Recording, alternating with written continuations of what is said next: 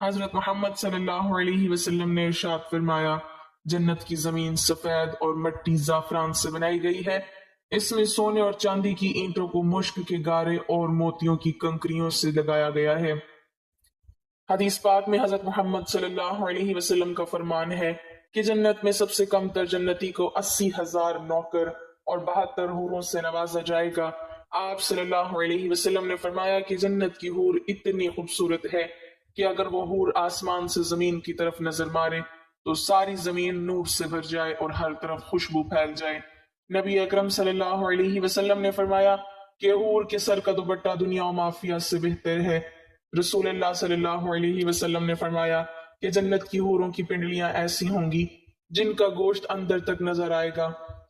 حضرت انس رضی اللہ تعالیٰ عنہ سے مروی ہے کہ رسول اللہ صلی اللہ علیہ وسلم نے فرمایا کہ جبرائیل نے مجھے بتایا کہ جب جنتی آدمی حور کے پاس جائے گا، حور اس کا استقبال کرے گی، تم جس انگلی سے چاہو حور کو پکڑ سکو گے۔ اگر حور ایک بال زمین میں ظاہر ہو جائے تو مشرق مغرب میں نور ہی نور پھیل جائے گا۔ جنتی آدمی جنت میں ایسے بستر پر بیٹھا ہوگا تو اس کے سر پر ایک نور ظاہر ہوگا۔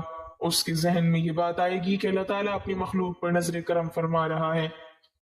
جب اس نور کی طرف نظر مارے گا تو وہ ایک حور ہوگی، وہ اس جنتی سے کہہ رہی ہوگی، اے اللہ کے بندے، کیا تمہارے پاس ہمارے لیے وقت نہیں ہے؟